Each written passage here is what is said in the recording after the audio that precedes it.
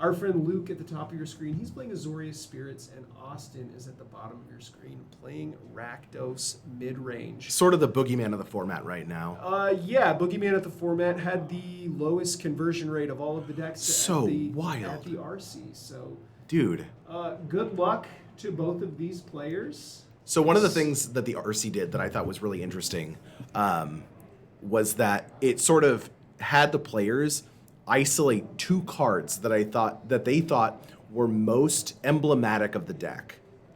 So in the Rakdos deck, it was Shieldred and Fable of the Mirror Breaker, which are probably the 2 most powerful cards in a vacuum in the Rakdos deck, right? And in what is the Azorius Spirits deck? What are those emblematic cards? Spell Queller? The emblematic cards of Azorius Spirits are probably like the Lord, whatever the Lord's name is. Right. And then like Spell Queller. I don't know. Spell Queller's, I mean, it's a card that's in the deck. It's like the reason why you splash white. It is. I don't know if it's one of the emblematic cards. I think it's been making pretty good use of stuff like Winged Words in its sort of response package. What's the one that lets you draw spells cheap if you have flying creatures? With you, I don't even know what's in Azorius Spirits. It has like Mausoleum Wanderer in it. Ooh, that's a good one. Yeah. It's definitely a what do you call it? A deck that requires a critical mass, right? Sure. Where you're not looking to have individual cards that outclass individual cards from your opponent's deck. You have cards that just, in conjunction with one another, overwhelm your opponent. Yeah, you got all those subtle synergies going on, and 1 or 2 of those pieces into play at the same time, and then you start to create situations where your card advantage is getting out of control. It's in a lot of ways it's hard for other decks to keep up if you get that ball rolling. Rakdos, I feel like, is a deck that has some powerful answers, though. Yep. Rakdos is your typical 49% deck. It has tools in every matchup. Doesn't really have any good matchups. Doesn't really have any bad matchups. Right. Which is sort of the good and bad part, right? It's kind of like, I mean, if you don't know where you want to be per se, this sort of deck is a good choice, just because it has, the ability to win any game of Magic. It's sort of the, if you believe you have the ability to purely outplay your opponent, this is the deck for you. Like if you're looking to win on skill, these like mid-range decks are sort of the go-to. Yeah. I myself cannot do that. Which isn't to say that there's no skill involved in the Spirits deck. Sure. Looks like the players have got started here. We have a Hive of the Eye Tyrant, now a Blood Crypt. Austin's going to take 2 damage. We cast in there. That is a Blood Tithe Harvester. What are you doing, Stefan? I'm going to go fix the light. See that? Oh, it's a software side fix. Boom.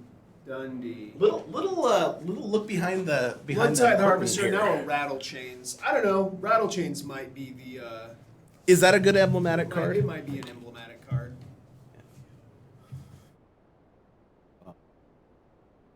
It's kind of a weird question if you want me to tell you the truth. What, the emblematic cards? Yeah. I think it's fun. Like, it's an interesting, like... you kind of get to get a brief snapshot of the cards. So, let's talk about Blood Tithe Harvester. Blood Tithe Harvester, a very, unassuming 2-drop from the most recent Innistrad block. Comes into play, makes a food token, or not a food token, a blood token. A blood token. You wouldn't really think that this guy could go the distance, but oh man, Would you be wrong? Yeah, and the blood just being an artifact that you can choose to leave alone for the longest time. Right, it can just sit there. You don't have to do anything with Yeah. it. Like if you ever need to, cycle a card. Yeah. Boom, there you go.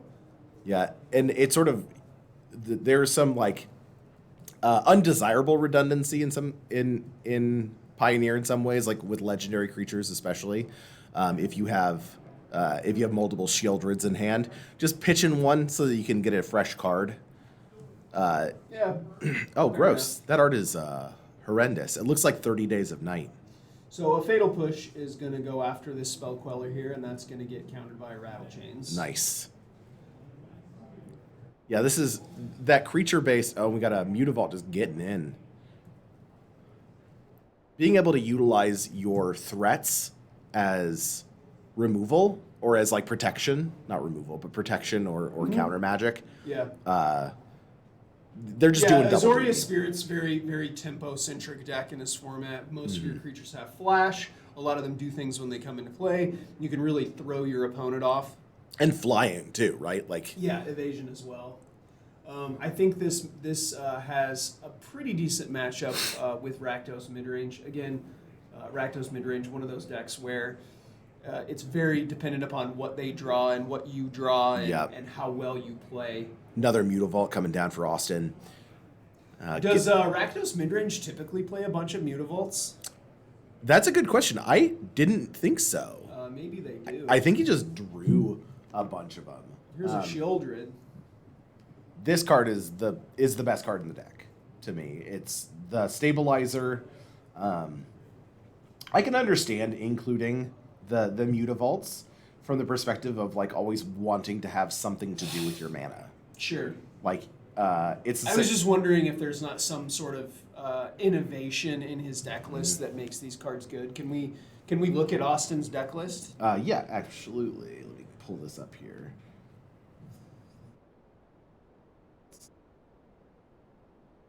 So you're gonna go to My Tournaments.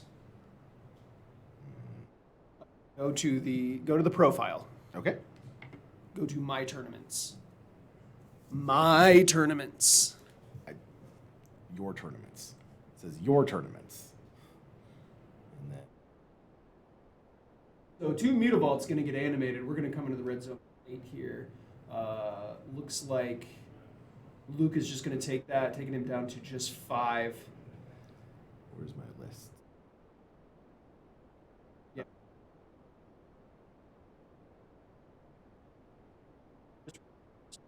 Oh, sorry. No, it's gonna be Luke and Austin.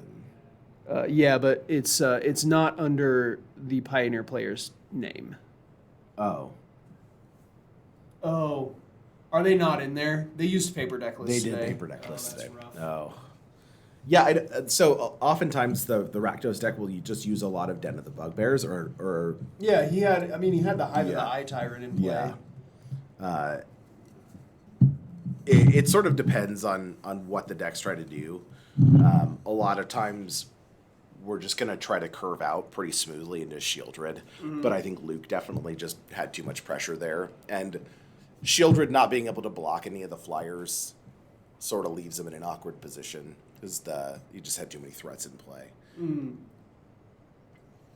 Yeah, but one more turn with that Shieldred would have been lights out. Oh, yeah. Good game. So. Yeah. A little too late. Luke just had, like you said, the tempo. Yeah. Validate several of Austin's cards there and really made a huge difference in the long run. Yeah, he flooded out just a touch too.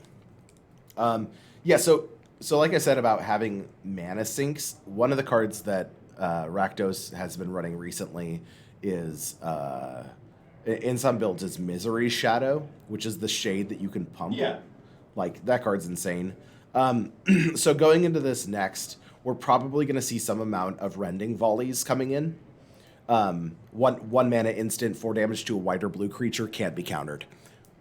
Pretty stock removal for a white and blue deck. Okay. Coming in from the Rakdos deck. If he's I don't know if he's trying to do anything else. We could see some go blanks come in to try to like even out some of that card advantage. Something about no go blank doesn't seem very good against Azorius Spirits. Extinction event, maybe? It looks like Luke is going to be bringing in a playset of wedding announcements. That seems very good against these attrition sort of decks. Yeah. See if I can get the scoop on what Austin's bringing in. Yeah, we're gonna go dip in behind the scenes, literally behind the player to find out what he's bringing in. Wedding announcement, sort of an addition to Azorius Spirits that the mono blue can't do, right? 3-minute enchantment, and it just gets you additional value with creatures and then turns into an anthem. So, gives you card advantage, gives you board advantage, makes your creatures bigger. You'll love to see it. All right. Trying to figure out what Luke is going to include that. Oh, we've got a Skyclave Apparition. That's a fantastic card to deal with Shieldred. So Skyclave Apparition, able to just come down and exile any permanent with 4 mana. Mana value 4 or less, and then he doesn't ever get it back, even if he destroys the apparition.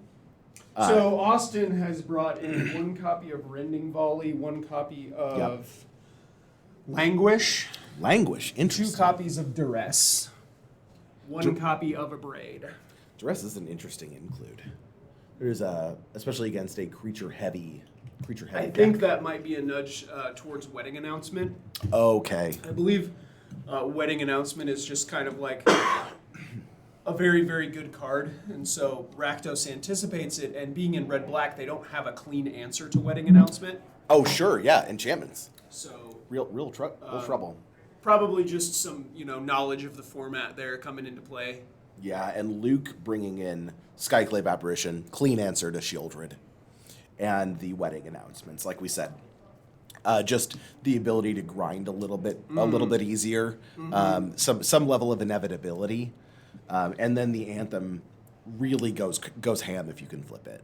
Yes, which yes. I think you can pretty easily. It does seem like it will flip over pretty easily. Yeah, and then you have the other anthem on top of that the Lord rather. Yeah. The not Mausoleum Wanderer. Is it Rattle Chains? No, Rattle Chains. Spectral Phantom, I think, is what it's called. Supreme Phantom. Supreme Phantom. The Supreme Phantom. Yeah, card's very good. Just super simple, Lord of Atlantis style 1/3 flyer that pumps your team. Very good. So one of the includes that I've seen in some lists that I don't know if Luke is on is including a non-spirit Errant and Giada, a 2/3 human angel for 3 with flash and flying that lets you just cast spells with flash from the top of your library. Yeah. That card's insane. Yeah. It's a spirit? It's a human angel. Oh, okay, so it's not a spirit. Not a spirit, but pretty good with flash. Pretty good. Pretty good with a flash deck. Yeah. It's like 90% flash. I don't want to talk about that card. I think it's terrible. What? The Invasion of Gobakon. Oh yeah, no, that card's trash. we're looking at a stock list. This isn't Luke's list, but yeah, Invasion of Gobakon doesn't seem very good in this list. If you ever try to flip a battle, if you're on a tempo deck, something has probably gone wrong. Yeah. You're generally just wanting to go face. You're racing them while trying to keep them off balance, right? You're kicking their feet out. There was a joke going around Twitter over the weekend that said, "What did we learn from the RC? Invasion of Gobakon is a bad card." And Luke is such a patient player when it comes to Yes. like building that he will not make a change to a list unless he is 100% confident it is the correct change. Like people will oftentimes experiment with deck lists just to see like maybe it's good, maybe it's not, and that's totally fine. At the same time, if you're playing at a high level event like this, don't do it. If it ain't broke, don't fix it. Exactly. And Invasion of Gobakon, not broken the way you like. Not cracked. Spoiled, but not in a good way. Yeah. I'm spoiled like milk, not like a rich child. Like this is sort of what I like about the play pace of Pioneer. It's a very fast format. Like not necessarily in terms of turns. it's a very fast format in terms of like there's always action happening on every turn. Yeah, there's not a whole lot of posturing going on. It's not, you're not trying to get on a huge advantage in your hand or spend a bunch of time trying to play around what they might have, things like that. You kind of just play what you got. If they have it, they do. If they have it, they have it. Yep. If they have it, if they don't have it, they don't. Yeah. It is what it is. It makes mulligans super important. Mulligans and deck construction, Yeah. card selection, they matter a whole lot in Pioneer. Yeah, and when you're playing in a tournament with a bunch of rounds, and if you're like these players, you're planning on going to the finals, right? I know both of these players would like to go to the finals. They would, yes. And so they're planning on a bunch of rounds, and they're settling in. They're sitting back in the saddle, Yeah, ready to like. We're gonna be here all day. Yep. Let's make sure. Yeah, they're not trying to churn too hard. They're trying to like play the hand that they got. If it's got good cards, go for it. Oh man. So definitely, I think Rakdos is going to 6 here, maybe 5. I'm not sure. He did time. Yeah. Totally reasonable. I think the Rakdos deck has It looks twice. like he has a mulligan to 5. Yeah. Right now, he is just deciding which 2 cards to put on the bottom. I hope he keeps a mix of lands and spells. I would imagine that's probably somewhere in the realm Hot- of possibilities. Hot take: casting your spells advantageous. Just a blood So crypt. we're getting things started off here with a blood crypt. Austin's going to go down to 18 and then immediately take 2 more from a Thoughtseize. Thoughtseize. Luke is going to show him a couple of lands, a wedding announcement, a Mausoleum Wanderer, a Supreme Phantom, and a that is the Lofty Denial. Lofty Denial. Yeah, the one that counters for cheap if you have a flyer. Right? Mm-hmm. Lofty Denial, getting denied from the sky Yeah. denial. So like, I think it's good even if you don't have the discount on it. I love the art on this thing with the little ephemeral eagle thing just bouncing up. It's got some Yeah. force of will vibes. Oh yeah, Bird says no. It's got Bird says no. It's got some force of will vibes, which is dope. Yeah, it really does. The red crashing into the blue. Mm-hmm. What did we take there? Was it the Supreme Phantom? He took the Mausoleum. Mausoleum Wanderer. I think that's probably the correct choice. Sort of limits Luke on what he can do on turn 1. Yeah, Seachrome Croast into pass. Obviously, if we draw something like a Spectral Sailor, we're going to hold that up until... Oh, I think he does have a Spectral Sailor in hand. Yes. Yeah. Looks like he did just. So he did just draw the spectrum. Oh, I guess he's not going to cast. He is going to cast a Supreme Phantom. Oh, nice. No, is that a Cerulean Drake? I can't No, tell that's what a that Mausoleum card is. Wanderer, isn't it? I don't think it is. No. Set. And it's dead. It died. It died. Empyrean Eagle? No, absolutely No, that not. wouldn't be. Imperial Eagle's multicolored. Yeah. Its name appears to be one word. Shacklegeist. Shacklegeist. M21 There you go. specialty. That's what it is. Shacklegeist. Sort of game that Rakdos wants to see. So Luke, no board going into turn 3. Rakdos gets to take his time. Yep.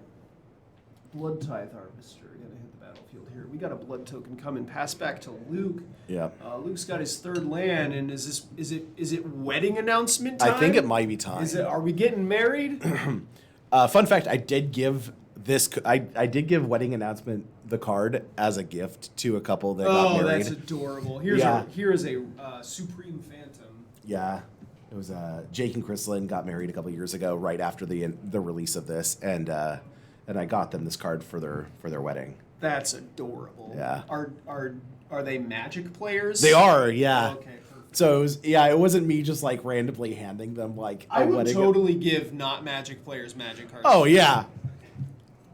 They don't know how good it is. This happened to be a very good card that I gave them. Don't even put it past me to give not Magic players Magic cards. Give them a full deck. Give them sleeves. Teach them to play.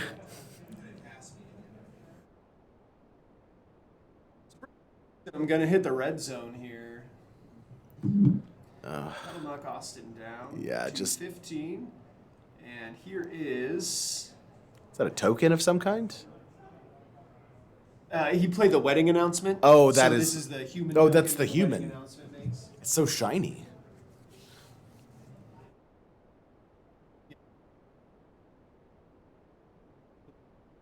Problematic for red black midrange. Yeah, can't deal with it. So at the beginning of your instep, you can put an invitation counter on it, and then if you attacked with 2 or more creatures, you draw a card. Otherwise, you make a 1/1.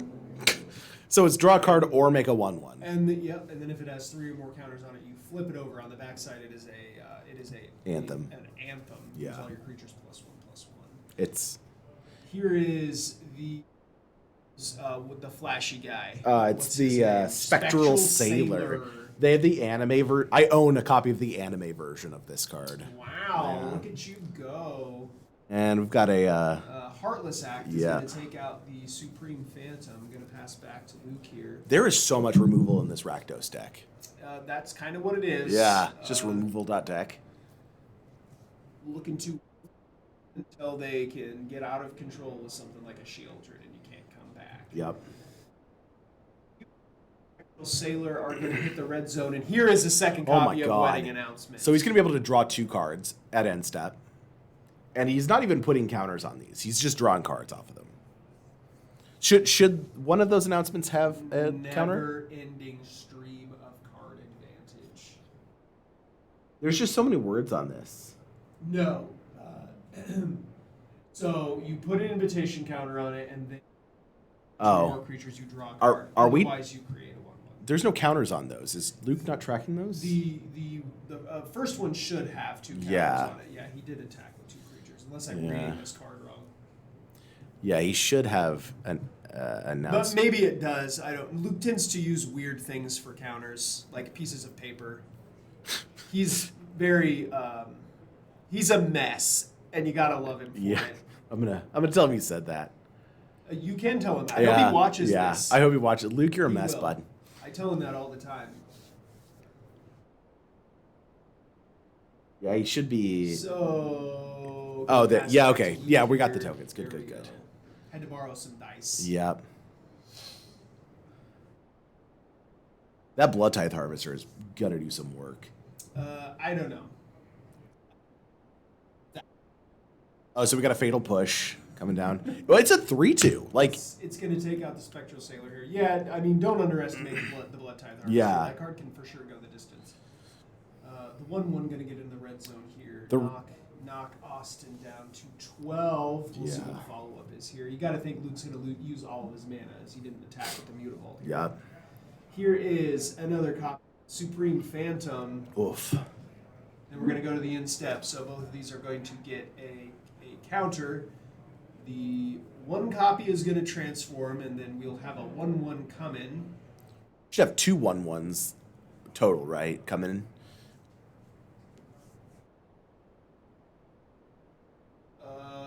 Sure. Yeah, he should have made 2 1/1 counters there. Or 2 1/1 tokens.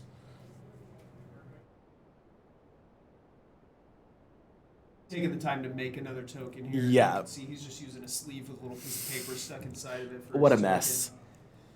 token. Luke, not one to miss things. No. I would imagine he knows he gets another 1/1. I wonder if the Languish. Oh, there it is. Yep, this is what I was actually wondering. I was like, I wonder if he is.